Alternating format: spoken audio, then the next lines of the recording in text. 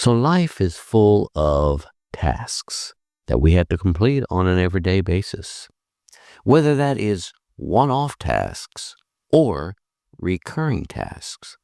In today's episode, we're going to focus in on recurring tasks and how you can get a handle on it using TickTick. So let's get started.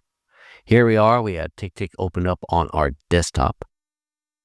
And I want to show you how I typically have my lists set up, specifically to handle recurring tasks. As you see here, I have a personal folder with a structure. I have a projects list, a one-time task list. These are one-off items that will never be done again. Recurring tasks are things like bills that might come due every month or every 6 weeks or maybe every half of a year. These are recurring tasks that you know are going to happen that you need to be on top of, so when they do happen, you don't forget about them, right? And then, of course, I also have a new thing that I'm trying out called scheduled events, where I schedule all my events inside of TickTick and got rid of my calendar completely. And that's Apple Calendar. Of course, obviously, TickTick has a calendar itself. And if you notice, I also did the same thing for my day job. So I have a personal and a day job. Then I have my side hustles down here, and I have them set up in similar fashion, although I have not actually implemented the scheduled events list yet on those. So when we look at the recurring tasks, these are things that I want to have repeat either daily, weekly, monthly, or half a year, or even yearly, right? Maybe it's I have to get my, car registered every year, right? Or maybe I want to be reminded when it's time for me to renew my driver's license, which is every, whoever knows how many years, it's a lot of years. So by having a dedicated area for recurring tasks and not just have it all bundled up in just one list, if for some odd reason that I need to add something else to my recurring list, I want to make sure that I didn't already add it, because sometimes I'm forgetful. Hence the reason why I have a to-do list manager, right? Because I'm forgetful, or I have so many things to remember that it's kind of hard to remember all of them. So I can basically just scan this and see if I'm forgetting anything. And so that's a cool thing about having this list separate from saying one-time tasks or project tasks, because a lot of times people just, they have things in their inbox and they dump it all into a personal list and then a work list, right? But then you get it all jumbled together. Another signifier for me, for my recurring tasks, is that I put a little emoji in front of my recurring task. And you're like, well, don't that take time? Well, yeah, it takes time once, but it's recurring, so I don't ever have to do it again. But this helps me be able to see it a lot better, that I know it's a recurring task on my calendar or even in my today view, right?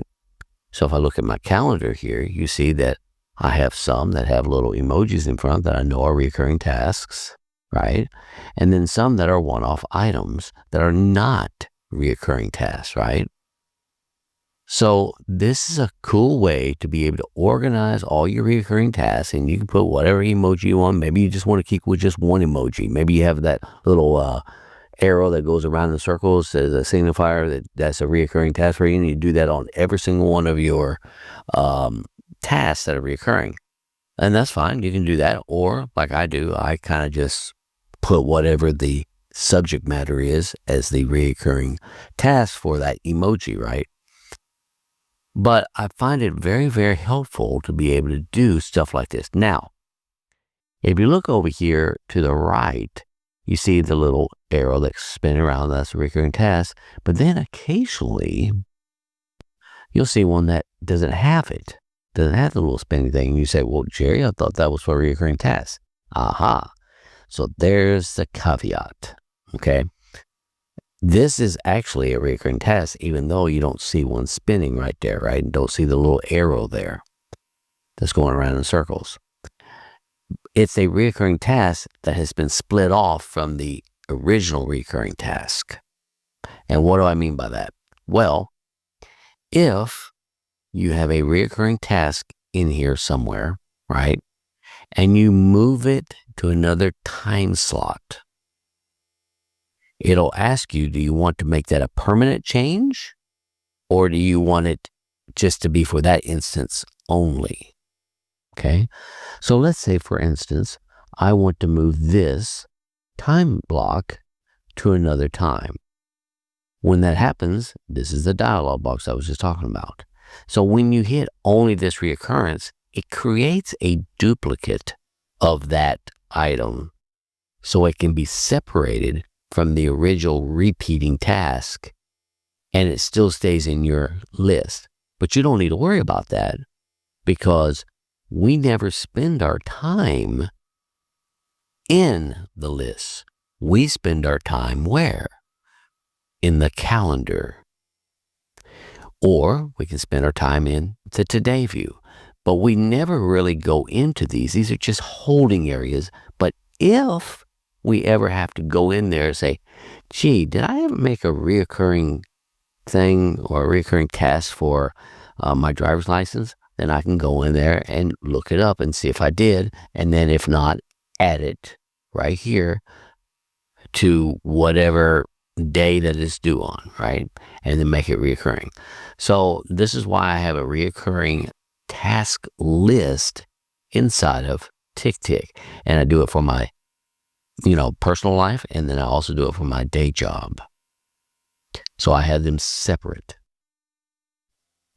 So anyways, I know this is kind of a short episode, but I kind of wanted to clarify that how I handle reoccurring tasks inside of TickTick. And also, one last bit of tidbit, reoccurring tasks, you can add all kinds of cool little things like checklists on them and everything. So when you get done with those checklists and then it moves to the next reoccurring date, those checklist items uncheck themselves. Pretty cool, huh? So anyways, I hope y'all enjoyed this episode. And if you did, and if you have any comments or whatever, make sure you like this video and just leave a comment right down below. And if you want to see more of these episodes in the near future, make sure you subscribe to my channel and hit that notification bell. And with that being said, I want to wish y'all a wonderful week, and I'll catch you next episode. Take care. Bye.